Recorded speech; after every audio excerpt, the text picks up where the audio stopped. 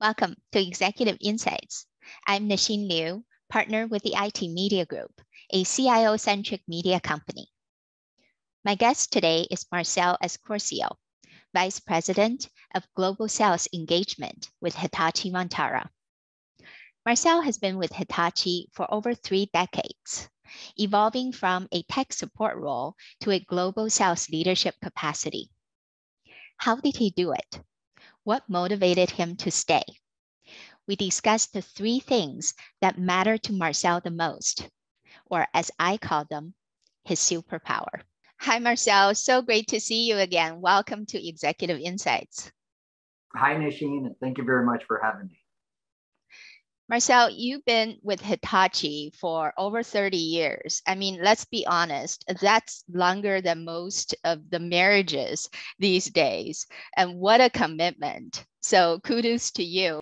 But on a serious note, you've been part of the evolution of a global conglomerate, having navigated a barrage of reorgs and rebranding, growing your scope and coverage horizontally and vertically from regional to national, from Americas to global. What's your superpower? Superpower. I love that.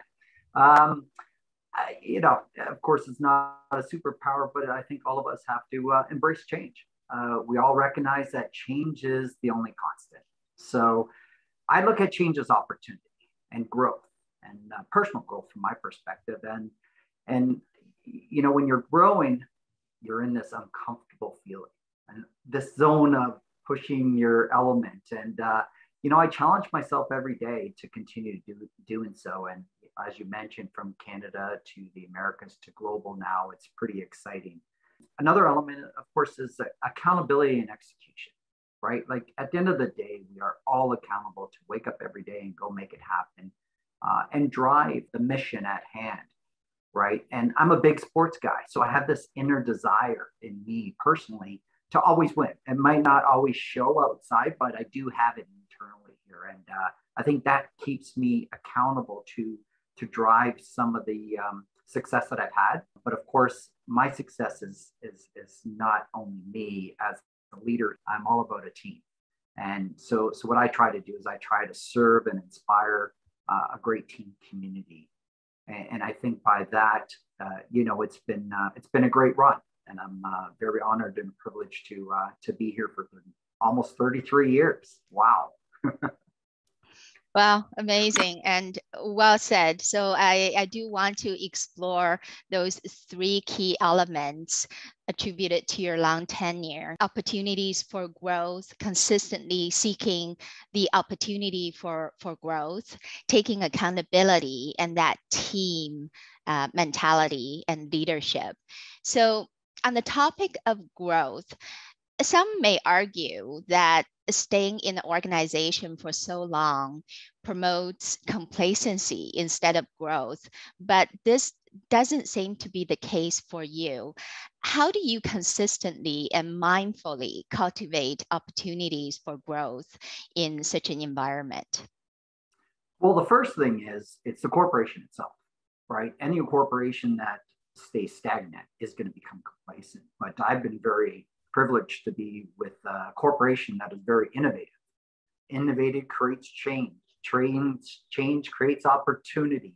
So, when I sit there and I say I've been with the same corporation for 33 years, I actually haven't, because it's changed so much over that time.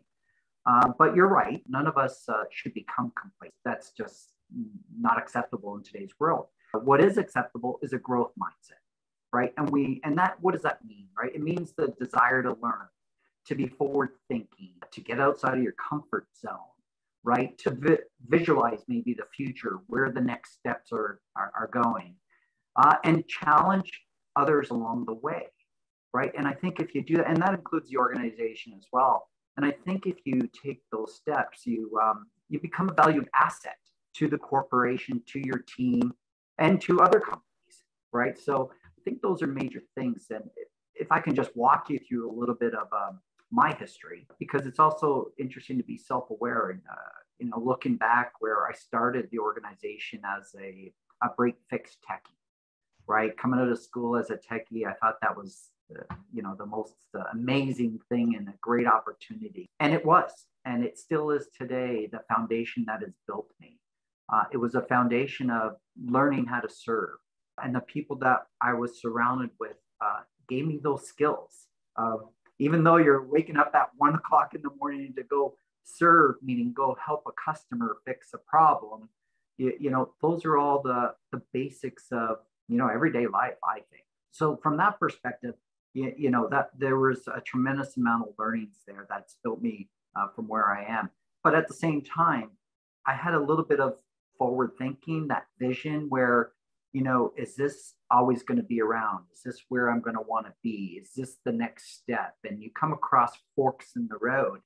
And being with Hitachi, that provides the most available technology in the world, I saw where they didn't need a lot of techies anymore because the technology was just so good. So the question is, where do I go next? And that next was, I just want to continue to serve. And it was just a different role to serve our clients. So I learned that I was already serving my customer, right? So, but I know that there's sales 101 skills and things like that you have to get to. So I did go to school. I took some night school courses to give me the basics, right? And reality is, what were the basics, right? It was just to understand what the customer needs were, what they desired, and how can I make them successful. So in reality, through that journey, I've taken that same foundational steps throughout, my sales career and my leadership career, because I'm here to serve my team and enable them, inspire them, support them to be successful. So accountability is a big part. You have to be accountable all along the way. And as as I mentioned earlier, that desire to win is always there. It's just desire to win with a bigger group as well. Yeah, thank you for sharing your story from, being a break fix guy to where you are today. I think what you said, it's so important, is the ability to adapt to change, have self-direction, and to have the mindset for growth, and being able to visualize where you want to be and willing to put the work to actually get there. And you mentioned accountability being another core element of your superpower. How does accountability show up for you? Well, the last 2 years has been a challenge, right? With the pandemic and COVID, that we're all feeling the challenge of our routines got broken. Our mindset has been challenged, right? It gave us an opportunity to be sluggish. However, it challenged us to look in the mirror. It challenged us to look at the glass half full.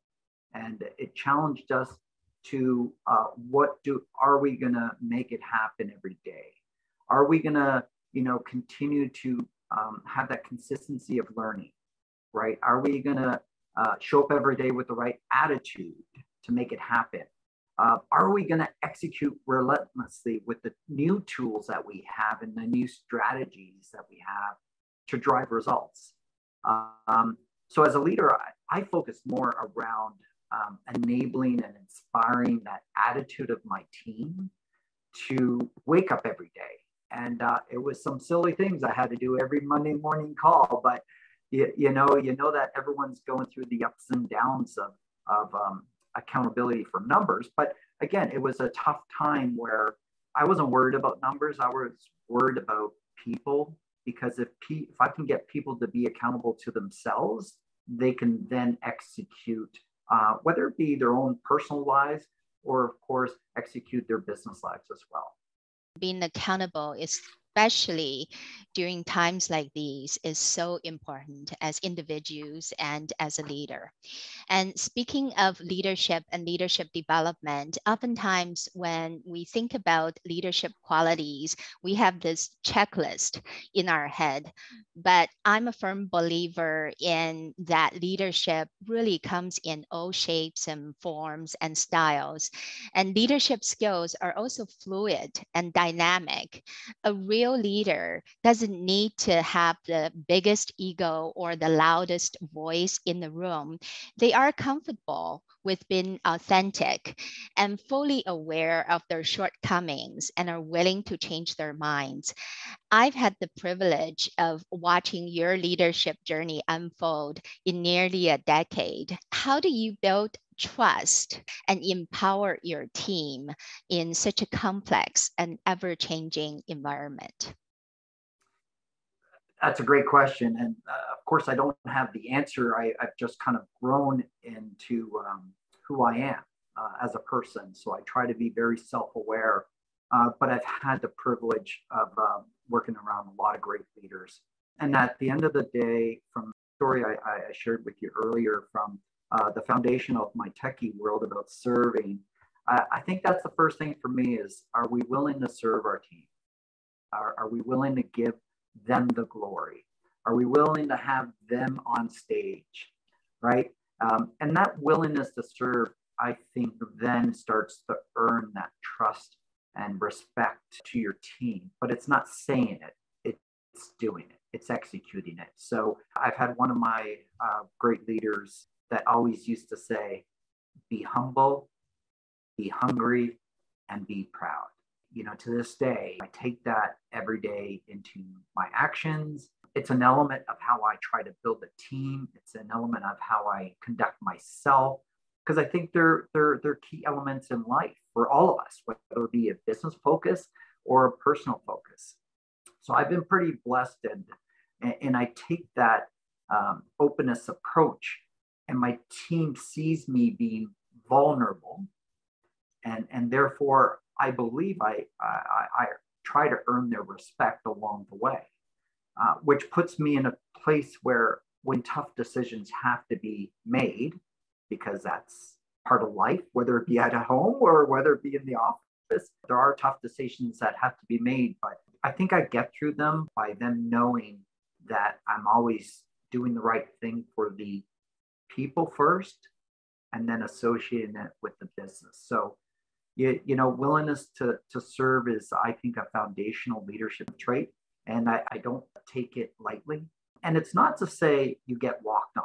I think these are, you know, people think that oh, just because he's sitting in the background, he's going to be taken advantage of. That's opposite. I think I've inspired my team to protect me when I'm not there and make me successful in the background. So it's a great win-win. And I've been honored to lead a great group of people, sales teams, technical teams along the way, that I think that they today would want to join my team should I call them. So I'm pretty proud of that. Yeah, congratulations. And I wanted to also add one thing. I think sometimes it's so easy to just complain that we didn't get the results we wanted, but it's much harder to do the work we didn't do. And you're certainly one of the most hardworking people that I know of.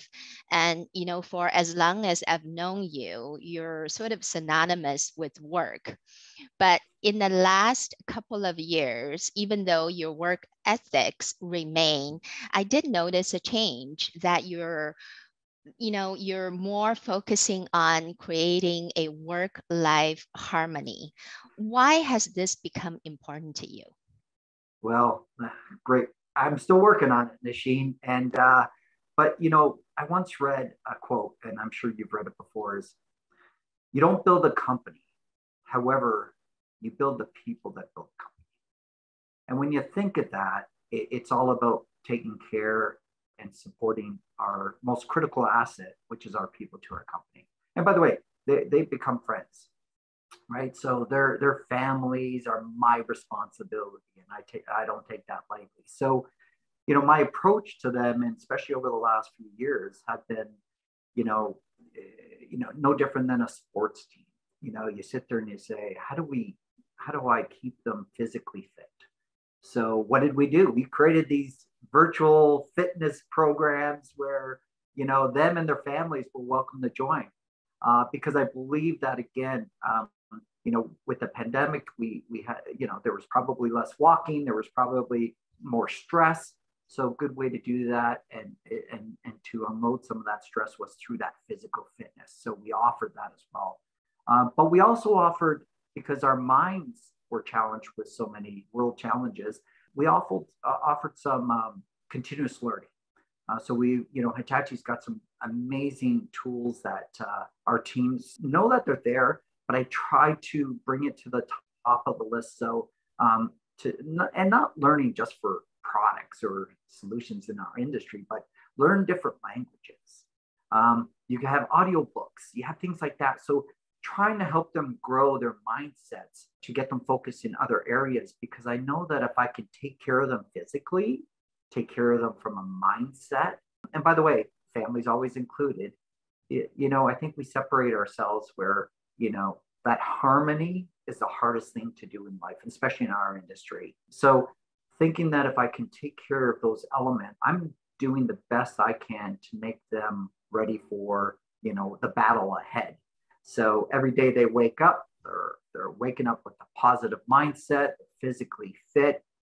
Their mind is open for new learnings, because again, we're not to be complacent. We're here to continue growth in our mindsets and our abilities, which until is going to be valuable to who they're coming across, whether it be our partner community or whether, of course, our end user customers. I still working on it, Nasheen, personally as well. Not doing as much exercise as I wish I should, but it is on the list. And thanks for bringing that up. Yeah, I mean, burnout is definitely one of the major problems that has certainly come to the forefront, especially since the pandemic. And, during this time of the great resignation, it really provides an opportunity for us as individuals and leaders to have a sense of great reflection of what's really important in life and at work, and how do we harmonize them better. So kudos to you. And I have to say, I'm one of the beneficiaries of your virtual fitness program. So thank you for inviting me. And this has been a great conversation. I thoroughly enjoyed it. Thank you so much, Marcel, for your time.